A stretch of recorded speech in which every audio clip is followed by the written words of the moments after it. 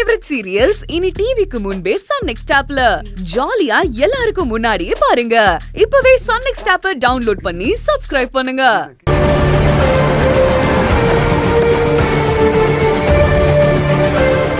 சுப்பையா 10 வருஷத்துக்கு மேல ஆயிடுச்சுல, கோயிலுக்கு பா விசேஷமா இன்னைக்கு ஆபீசர்கிட்ட பேசி முடிச்சிடலாம். எங்கப்பா அந்த ஆள் ஆகுனா லீவ் போட்டு போயிடுறான், ஆளே பிடிக்க முடியலையே.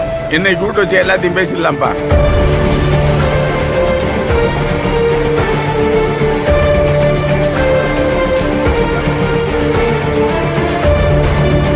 போதுமா, இன்னும் கொஞ்சம்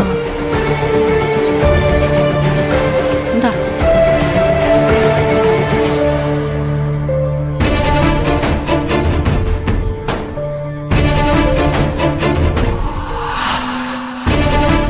அண்ணி, உண்மையை சொல்லுங்க, அம்மாக்கு ஏன் இப்படி ஆச்சு? அதான் சொன்னல பூங்கொடி, கீழே விழுந்ததால. பொய் சொல்லாதீங்க, என்ன நடந்துச்சோ அதை மட்டும் சொல்லுங்க. அதான் உண்மை பூங்கொடி, கீழே விழுந்ததால. உண்மைய சொல்லுங்கன்னு சொன்ன அண்ணி. அண்ணி, நீங்க உண்மைய மட்டும்தான் சொல்லணும். இது ஏன் மேல சத்தியம்.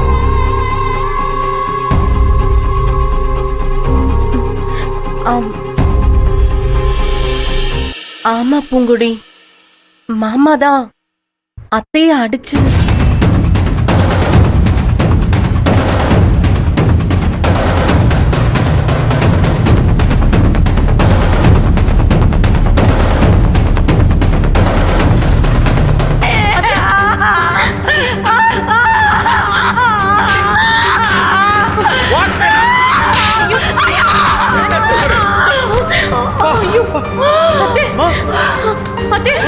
என்னாச்சு?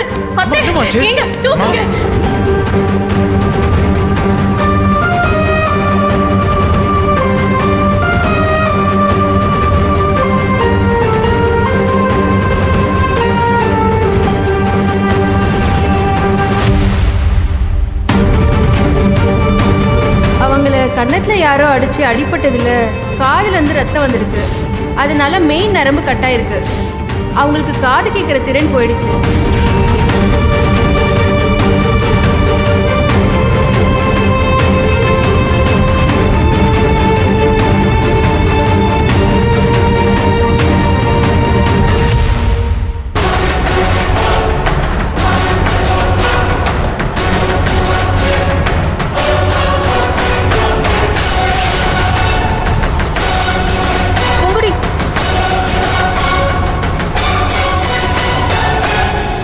நில்லுங்க. எங்க அம்மாவை எதுக்காக இப்படி பண்ணீங்க? இதுக்கு எங்க அம்மாவை காது கேட்காம பண்ணீங்க? நான் மனுஷனாப்பா? என்ன ஜென்மம் நீங்களா? அந்த மனுஷிய அடிச்சு காது கேட்க முடியாத மாதிரி பண்ணிருக்கீங்க. உங்களால இதெல்லாம் எப்படி முடியுது? என்ன நாடகம் மாதிரியா? இப்பவும் உங்களுக்கு துளி கூட வருத்தம் இல்லல? நீங்க பண்ற தப்புக்கு உங்க மனசாட்சி உங்களை உறுத்தலையாப்பா? அந்த அப்பாவி மனுஷியை இப்படி பண்ணிட்டோமேன்னு உங்களுக்கு கொஞ்சம் கூட ஈவிரக்கம் இல்ல? எப்படிப்பா உங்களுக்குலாம் மனசு வருது? இத்தனை வருஷமா அந்த மனுஷியோட தானே நீங்க குடும்பம் நடத்திருக்கீங்க. உங்களுக்காக 3 பிள்ளைங்களை பெத்து போட்டிருக்காங்க. மாட்டை விட கேவலமா உழைச்சிருக்காங்க. அந்த பொம்பளை இல்லாம உங்களால ஒரே ஒரு நாள் உயிர் வாழ முடியுமா? 4 மணிக்கு எந்திரிச்சு உங்களுக்காக சுடு தண்ணி வச்சு உங்களை எழுப்பி குளிக்க வச்சு தலை துவட்டி விட்டு அப்ப கறந்த பால்ல தான் காஃபி குடிப்பேன்னு சொல்லி கால் கடக்க நின்னு அந்த பாலை வாங்கிட்டு வந்து காஃபி போட்டு கொடுத்து சாமி கும்பிட வச்சு சாப்பிட வச்சு இப்படி எல்லாத்தையும் பண்ண வச்சு கடைசியா உங்களை தூங்க வச்சு அதுக்கப்புறம் போய் தூங்குற மனுஷிப்பா அவங்க.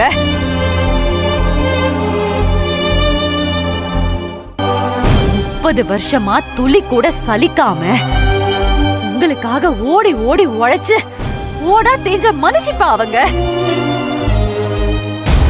அவங்களதான் நீங்க இப்ப அடிச்சு காது கேட்க விடாம பண்ணிருக்கீங்க.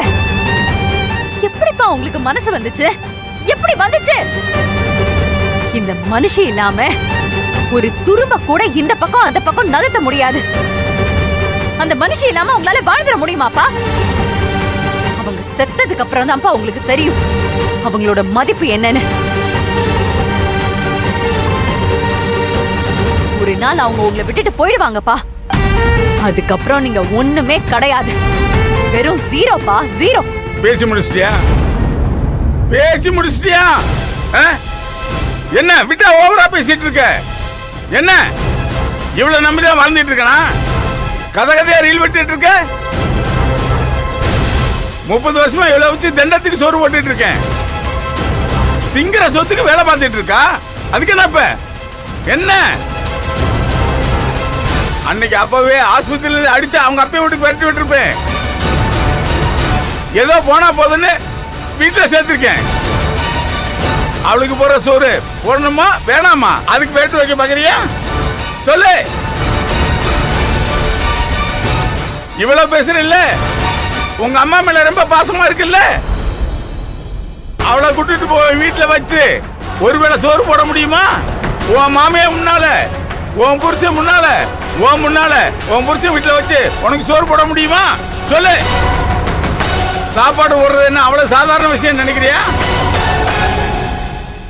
நான் போட்ட சொத்துக்கு அவ விசுவாசமா இல்ல, அதனாலதான் காது போச்சு.